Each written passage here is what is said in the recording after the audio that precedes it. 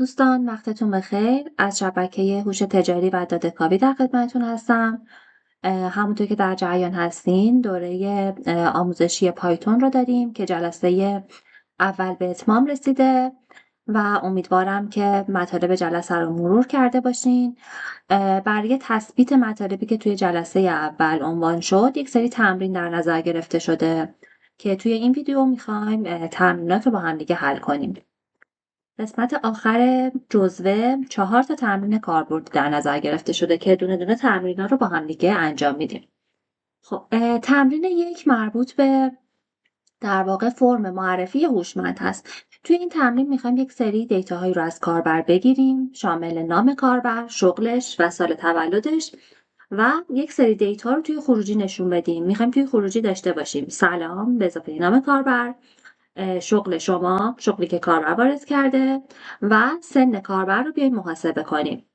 خب بریم کدش رو بنویسیم. خب اول از همه برای اسم کاربر یک متغیر تعریف میکنیم. من اسم متغیر رو نیم میذارم. میگم نیم مساویه. برای اینکه میخوام این متغیر رو از کاربر بگیرم، بنابراین از تابع اینپوت استفاده میکنم. پرانتز باز، داخل دابل کوتیشن میام مینویسم نام و 2 نقطه. خب متغیر بعدی شغل کاربر هست. اسمش رو میذارم occupation مساویه، مجددا از اینپوت استفاده میکنم، داخل دابل کوتیشن مینویسم شغل. خب میم خط بعدی سال تولد رو اسمش رو میذاریم birthday مساویه، مجددا اینپوت، اینجا مینویسیم سال تولد. خب این 3 تا متغیر رو من از کاربر دریافت کردم و توی خروجیم میخوام در واقع یک سری اطلاعات داشته باشم. برای نشون دادن خروجی از تابع پرینت استفاده میکنم.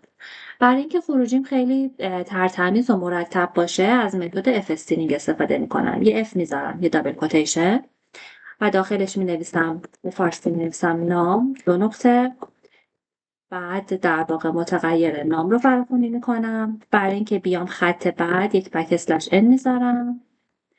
بک ان برای در واقع اینتر هست یا همون نیو لاین هست. خب اینجا به فارسی مینویسم شغل، 2 نقطه، متغیر شغل رو فراخوانی میکنم.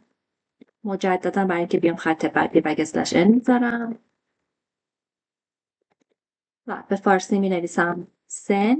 خب حالا اینجا یه محاسبه‌ای باید انجام بدیم. ما باید در واقع سال جاری رو منهای سال تولدی که کاربر وارد کرده بکنیم. من میام اینجا یه متغیر تعریف میکنم، اسمش رو میذارم کارنتیه.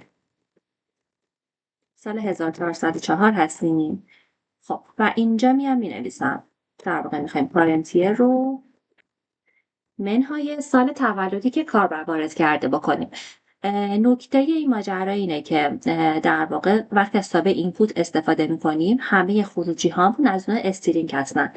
بنابراین برای اینکه محاسباتمون خطا نده، چون روی استرینگ نمیتونه عملیات ریاضی انجام بده، حتما اینجا باید تبدیل اینت انجام بدیم. من میام برت دیت رو قبلش یه اینت میذارم که بیاد تبدیل به عدد صحیح بکنه. خب حالا اینو اجراش میکنم. اینجا نام رو از من میخواد. من اسم خودم وارد میکنم. خب شغل رو میخواد. من می‌نویسم تحلیلگر داده. سال تولد رو میخواد. وارد میکنم و توی خروجی به من اسمم رو میده، شغلم رو نشون میده و سنم رو بر اساس سال تولدی که وارد کردم و در واقع سال جاری که متغیر تعریف کردم به هم نشون میده. خب این از تمرین شماره 1. بریم سراغ تمرین بعدی. تمرین بعدی محاسبه حقوق خالص هست. خب اینجا ما در واقع 2 تا ورودی میگیریم از کاربر. یکیش حقوق پایه هست و دیگری درصد مالیات هست. طبق این 2 تا ورودی که گرفتیم میخوایم مبلغ مالیات رو محاسبه کنیم و حقوق خالص رو. خب بریم اینو هم بنویسیم. من کد اولم کامنت میکنم با کنترل اسلش. یه متغیر به اسم حقوق پایه تعریف میکنم، اسمش رو میذارم مثلا سالری مساوی. خب اینپوت میذارم برای اینکه ورودی رو از کاربر بگیرم و اینجا دیگه این بار انگلیسی مینویسیم. توی تمرین قبل فارسی نوشتیم، اینجا دیگه انگلیسی مینویسیم. خب و نرخ مالیات رو هم میخوام از کاربر دریافت کنم. تکس مساوی مجددا اینپوت و اینجا میگم که حالا تکس ریت رو وارد میذارم و بریم در واقع محاسبات رو انجام بدیم. خب یه تکس اماونت داریم اینجا که میزان مالیات هست. تکس اماونت میشه در واقع اون حقوق پایه که کاربر براش تعریف شده ضرب در نرخ مالیات. مجددا اینجا چون ورودی ها رو از کاربر گرفتیم به عنوان استرینگ میشناسه و ما نیازه که از تابع اینت استفاده کنیم. برای حقوق چون عدد به صورت اعشاری نیست من از اینت استفاده میکنم. اینت سالری ضرب در. برای مالیات چون ممکنه عدد به صورت اعشاری باشه من از تابع فلوت استفاده میکنم. فلوت تکس. خب یه تقسیم بر 100 هم داشته باشیم برای اینکه در واقع به صورت درصد وارد میشه. خب یه حقوق خالص هم باید محاسبه کنیم. اسمش رو میذاریم نت سالری مساویه میشه اون حقوق پایه‌ای که کاربر دریافت میکنه. مجددا اینت میذاریم اینت سالری منهای این تکس امانتی که توی مرحله قبل محاسبش کردیم. خب تا اینجا هیچ خروجی نشون داده نمیشه چون از پرینت استفاده نکردیم. توی مرحله بعد میام پرینت رو مینویسم. دوباره از اف استرینگ استفاده میکنم و مینویسم سالری 2 نقطه. خب اینجا میگم حقوق پایه رو به همون نشون بده و یه بک اسلش ان میذاریم که بریم خط بعدی. اینجا میگیم که میزان مالیات رو بهمون نشون بده. تکس اماونت 2 نقطه. تکس اماونت استفاده میکنیم. مجدد بک اسلش ان که بریم خط بعدی و میگیم که نت سالری مساویه اینجا حقوق خالص رو میذاریم. خب میام این کد رو اجرا میکنم. از من حقوق رو میخواد. مثلا من می‌نویسم 50 میلیون. خب میزان مالیات رو میخواد. مثلا من می‌نویسم 12.5%. میاد حقوق پایه رو به من نشون میده. حقوق اولیه. میزان در واقع مالیات رو اومده محاسبه کرده یعنی نرخ مالیات رو ضرب در حقوق پایه کرده و در نهایت هم حقوق خالص رو محاسبه کرده یعنی این حقوق پایه رو منهای مبلغ مالیات کرده. خب به همین سادگی حالا بریم سراغ تمرین بعدی. خب توی تمرین بعد سناریو به این صورت هست که یک کاربری یک خریدی انجام داده. یک سری اطلاعات ورودی ازش میگیریم شامل نام کالا، حالا قیمت واحد که در واقع اطلاعات ورودی خودمون هست، تعدادی که کاربر خریده که این رو هم کاربر وارد میکنه، درصد تخفیف که خودمون وارد میکنیم و توی خروجی ما میخوایم اسم کالا، قیمت واحدش، تعداد خریداری شده، مبلغ کل، تخفیف و مبلغ نهایی بعد از در واقع اعمال تخفیف رو ببینیم. خب بریم این رو هم بنویسیم. من مجدد میام این کده قبلی رو کامنت میکنم. اول یه کالا داریم که کاربر باید وارد کنه. اسمش رو میذارم گود مساویه و اینجا میگم که در واقع از اینپوت استفاده میکنم. میگم که کالا رو وارد. خب مبلغ واحدش رو خودم مینویسم. ریت مساویه مثلا 40 میلیون. خب میگم یونیت رو کاربر وارد کنه که از این کالا چند تا میخواد. بنابراین مجدد از اینپوت استفاده میکنم. اینجا میگم که یونیت رو وارد کنم. درصد تخفیف رو هم خودم وارد میکنم. دیسکانت مساویه مثلا میذارم 10%. خب حالا توی خروجی چیا رو میخوام؟ یه بار دیگه اینجا بیایم ببینیم. اسم کالا هست، قیمت واحدش هست، تعداد، مبلغ کل، تخفیف، مبلغ نهایی. خب من برای مبلغ کل، تخفیف و مبلغ نهایی باید محاسبه انجام بدم. بنابراین میرم اینجا چند تا متغیر تعریف میکنم. اول تعداد کل رو میام مثلا اسمش رو میذارم توتال پرایس، مبلغ کل رو، و به این صورت محاسبه میشه که در واقع اون یونیت ریتی که ما داریم این باید ضرب بشه در تعدادی که کاربر خریداری میکنه. مجددا چون تعداد رو کاربر به صورت اینپوت داریم از کاربر میگیریم، باید از اینت استفاده کنیم، اینت یونیت. خب تا اینجا محاسبه شد. تو مرحله بعدی میخوایم مبلغ تخفیف رو حساب کنیم. اسمش رو میذاریم discount amount مساوی این توتال پرایسی که تو مرحله قبلی محاسبه کردیم رو باید ضرب در درصد تخفیف کنیم. یه تقسیم بر 100 هم برش میذاریم. تا اینجا تخفیف رو هم محاسبه کردیم. حالا اینجا میخوایم مبلغ نهایی رو حساب کنیم. اسمش رو میذاریم فاینال پرایس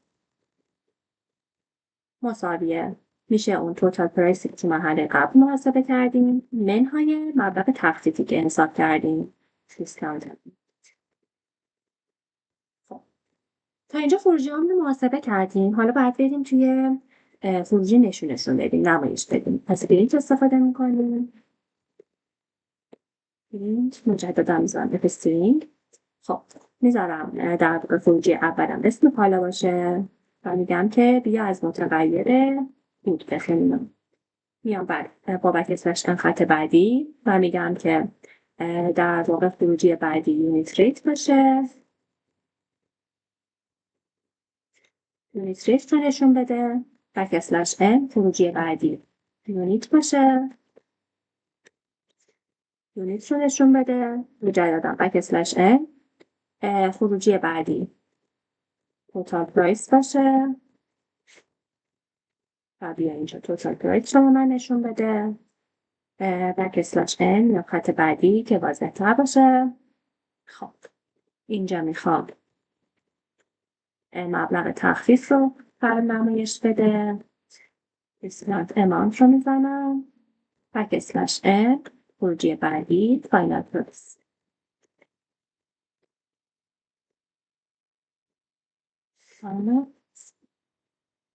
اجرا میکنم. محصول رو از من میخواد. به عنوان مثال لپتاپ رو وارد میکنم. تعداد رو میخواد. مثلا من 3 عدد از این لپتاپ نیاز دارم. خب توی خروجی میاد به من میگه که محصولی که خریداری شده لپتاپ هست. قیمت واحدش 40 میلیونه. تعدادش 3 تا هست. مبلغ کلش 120 میلیونه. مبلغ تخفیفش در واقع 10% میشه 12 میلیون و مبلغ نهاییش هم 108 میلیون هست. این توتال پرایس رو دیسکانت رو از توتال پرایس کم کرده. خب این هم از تمرین شماره 3. بریم سراغ تمرین آخر. تمرین آخر آنالیز نام کاربر است. هدفش این هست که یک سری عملیاتی رو روی یک رشته متنی انجام بدیم. سناریو به این صورت هست که ما ورودی رو از کاربر دریافت میکنیم شامل اسم و فامیلیشه که حالا با اسپیس جدا میشه یا میتونیم توی توضیحات بهش بگیم که اینو با اسپیس جدا کن. توی مرحله بعد توی خروجی میخوایم که در واقع نام رو داشته باشیم، تعداد کاراکترهاش رو داشته باشیم و تعداد کلماتش رو داشته باشیم.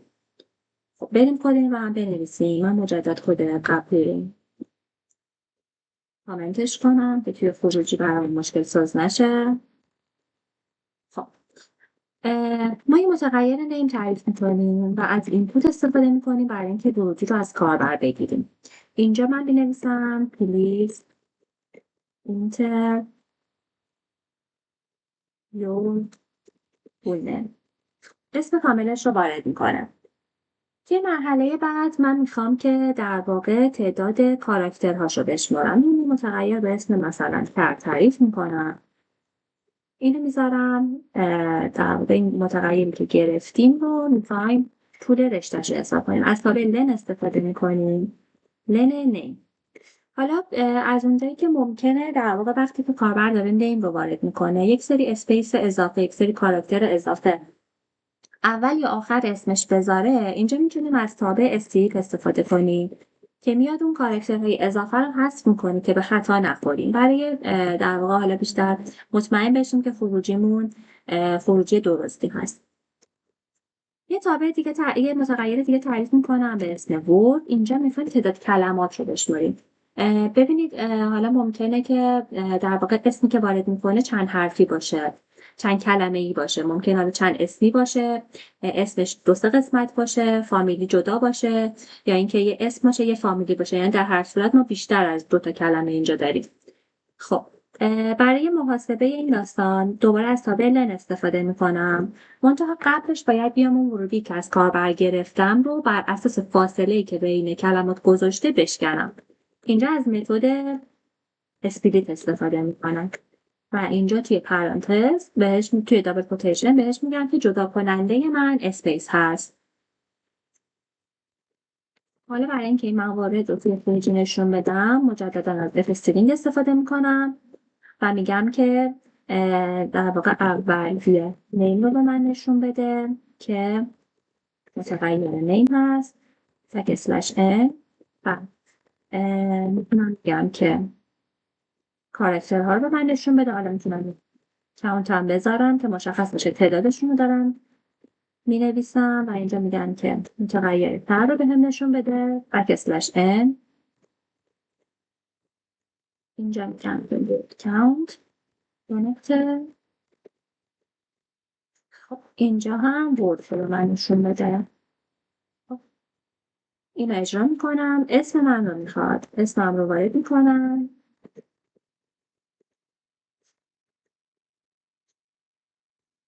توی خروجی اسمم به هم میده، میگه نام کاربری فرزانه سلطانی.